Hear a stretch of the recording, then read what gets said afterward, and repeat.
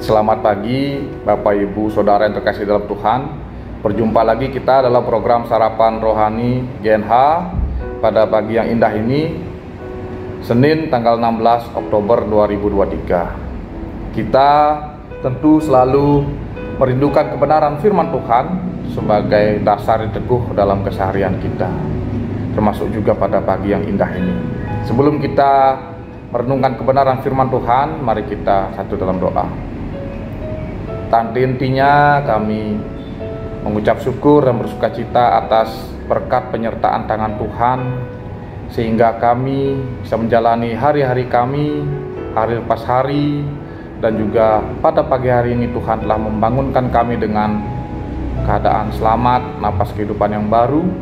Kami siap menjalani keseharian kami, tetapi sebelum itu kami rindu kebenaran firman Tuhan menjadi dasar yang teguh bagi kami pada pagi hari ini. Berfirmanlah, kami siap mendengar. Amin.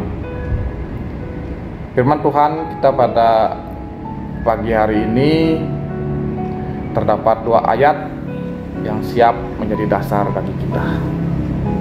Yang pertama, Mazmur 103 ayat 10 dan kemudian Efesus 4 ayat 32. Mazmur 103 ayat 10, Daud bersukacita.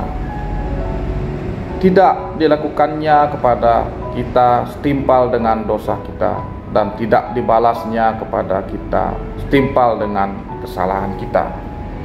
Selanjutnya dalam Efesus 4 ayat 32, Paulus berkata, "Tetapi hendaklah kamu saling mengampuni sebagaimana Allah di dalam Kristus telah mengampuni kamu." Demikian dua ayat bagi kita pada pagi hari ini yang meneguhkan kita. Berdasarkan dari dua ayat firman ini, saya menyusun sebuah renungan bagi kita yang berjudul "Jangan Menimbun Racun". Ketika saya membaca kedua ayat ini, saya teringat pada masa-masa yang lalu di dapur sempat ada saluran air yang ngampet. Mungkin Bapak Ibu Saudara pernah juga mengalami di rumah masing-masing. Ketika saluran air tersebut tersumbat, apa yang terjadi? Tentu tidak baik ya. Pertama, air akan menggenang. Selanjutnya akan ada bau yang tidak sedap. Kemudian nyamuk di situ bersarang, dan selanjutnya akan ada sakit penyakit bagi kita ya. Tentu bila hal tersebut terjadi, kita akan sangat cepat untuk membersihkan atau melepaskan sumbatan tersebut, kotoran-kotoran tersebut, sehingga air bisa kembali lancar dan dapur kita bisa dalam keadaan yang selalu bersih. Dan ketika kita kaitkan dengan dua ayat tersebut dalam Mazmur, tentu saja kita tahu itu adalah tulisan dari Daud. Bagaimana Daud mengekspresikan sukacitanya ketika Tuhan tidak perhitungan, tidak membalas segala kejahatan atau dosa yang dia lakukan setimpal dengan apa yang dia perbuat ya. Banyak dosa yang Daud lakukan, walaupun Daud adalah hamba Tuhan yang baik ya, tapi banyak juga dosa yang dia lakukan. Sebagai contoh, dia merebut istri Uria, pasukan yang setia. Dia mengorbankan Uria dan kemudian mengambil istrinya. Tetapi Tuhan tidak membalas Daud atau bahkan tidak membunuh Daud ya. Dan juga tentu saja tidak membalas segala kesalahan Daud sama dengan yang Daud lakukan, karena ketika Allah melakukan itu akan sangat berat bagi kehidupan Daud, bahkan Daud bisa binasa. Dan dalam Efesus di situ Paulus menasihatkan umat Tuhan di sana untuk bisa menjadi manusia yang baru. Manusia yang baru harus mengenal Kristus ketika umat sudah menjadi Kristen, sudah mengenal Kristus, dia harus meneladani segala yang Yesus lakukan dalam kehidupan mereka, termasuk juga dalam hal mengampuni. Jangan hidup seperti orang-orang yang belum mengenal Tuhan, karena orang-orang yang belum mengenal Tuhan adalah mereka yang mengandalkan nafsunya, kebenciannya ketika ada orang yang berbuat salah kepadanya. Dan tentu saja ketika kita baca di sini di ayat sebelumnya, ayat yang ke-31, Efesus 4 ayat 31, segala kepahitan, kegeraman, kemarahan, pertikaian, dan fitnah hendaklah dibuang dari antara kamu. Demikian pula segala kejahatan. Hal-hal tersebutlah yang kemudian tersumbat di hati kita ketika kita tidak mau mengampuni orang lain atas kesalahan yang dia lakukan. Dan kita hitung-hitungan, kita harus membalas yang sama supaya mereka sama sakitnya dengan kita. Itulah yang akan terjadi, bagaikan saluran air yang tersumbat ya. Kita tidak mau melepaskan mereka, tidak mau melepaskan segala beban kita, kebencian kita dengan pengampunan. Dari dua ayat tersebut, selanjutnya kita bisa merenungkan bahwa sesungguhnya mengampuni itu sangatlah sulit ya.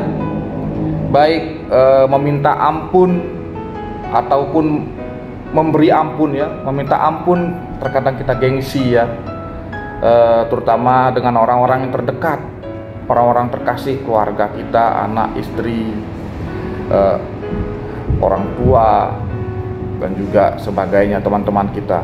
Sangat sulit untuk saling mengampuni. Maka daripada itu Tuhan sendiri turun tangan memberi teladan ya. Dalam hal kasus Daud, Allah tidak perhitungan. Allah yang pertama tidak perhitungan ya, tidak membalas setimpal. Dan yang paling kita rasakan adalah ketika Yesus turun ke dunia ini menebus dosa kita. Yang seharusnya menebus dosa itu kan yang berbuat dosa ya, tetapi malah Yesus yang menebus. Jadi situ Yesus tidaklah perhitungan terhadap dosa-dosa kita. Bahkan Ia memiliki inisiatif untuk mengampuni kita terlebih dahulu ya. Jadi itu adalah contoh bagi kita. Pengampunan tentu saja adalah cara kita untuk melepas racun yang ada di dalam hati kita, segala sakit, penyakit, dengki, benci, dendam kita, seperti ayat 31 tadi. Ketika kita mau mengampuni, semua beban kita itu akan lepas. Dan tentu saja untuk mengampuni kita sangat perlu Yesus ya. Karena kalau tidak ada contoh dari Yesus, kita akan hidup sama dengan dunia ini yang mengandalkan nafsu kita, perhitungan kita, matematika kita ya. Ketika kita dipukul, kita harus pukul balik. Ketika kita diludahi, kita harus ludahi. Kalau bisa kita lakukan yang lebih keras supaya kita menang. Itulah sifat duniawi ya, termasuk juga dalam hal saling membenci dan juga menyulut perselisihan dan juga amarah, dendam dan sebagainya.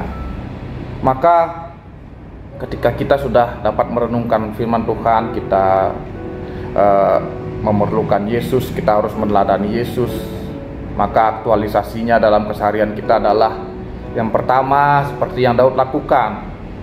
Tentu saja untuk mengampuni kita harus memiliki motivasi yang baik, yaitu anggap saja kita kalau mengampuni orang itu adalah rasa syukur kita kepada Tuhan ya. Jadi kita harus bersyukur karena Tuhan terlebih dahulu mengampuni kita sebelum kita mengampuni orang lain. Itu yang harus kita tanamkan di dalam hati kita. Yang kedua, meneladani Yesus. Ketika kita malas melihat orang yang kita benci, lihatlah Yesus, apa yang Dia lakukan kepada kehidupan kita yang penuh dosa ini. Ketika kita memandang Yesus, maka kita akan dapat mengampuni orang lain karena Yesus terlebih dahulu sudah mengampuni kita. Ketika kita bersyukur dan kita meneladani Yesus, hal tersebut akan menjadi motivasi yang kuat untuk kita melakukan kasih terhadap orang lain, termasuk juga mengampuni kesalahan yang begitu menyakitkan dalam kehidupan kita.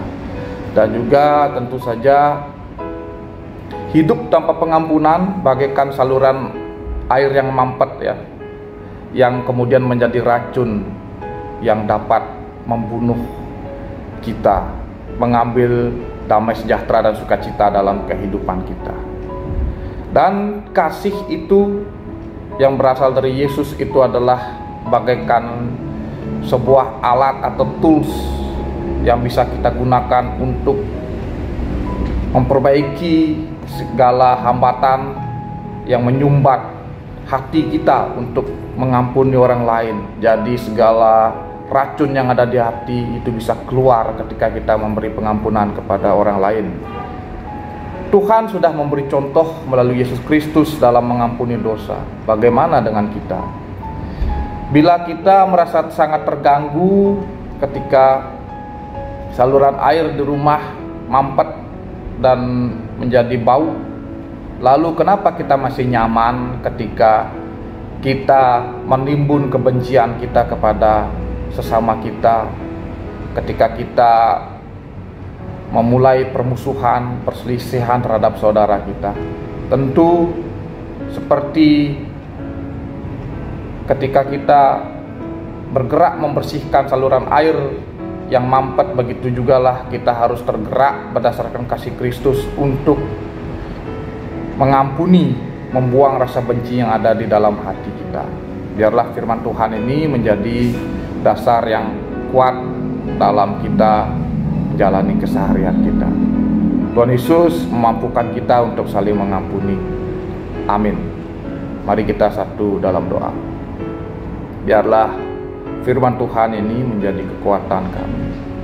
Biarlah sukacita Daud karena Tuhan terlebih dahulu mengampuni dan tidak memperhitungkan segala dosa-dosanya, itu menjadi motivasi kami. Dan biarlah teladan-Mu itu menjadi kekuatan bagi kami untuk bisa saling mengampuni di antara kami, seberapapun kami saling menyakiti. Karena Tuhan terlebih dahulu yang kami sakiti, tetapi Tuhan terlebih dahulu mengampuni kami. Biarlah kami bisa saling mendahului untuk mengampuni kepada sesama kami. Biarlah firman Tuhan ini menjadi kekuatan yang teguh dalam kami mengawali hari kami. Kami mohon berkat Tuhan pada pagi hari ini. Biarlah kasih karunia dari Allah Bapa di dalam Tuhan kita Yesus Kristus dan pertolongan dari Roh Kudus memberkati, menguatkan, dan selalu menginspirasi kita hari lepas hari. Amin. Semangat Bapak Ibu, selamat beraktivitas. Tuhan Yesus memberkati kita semua.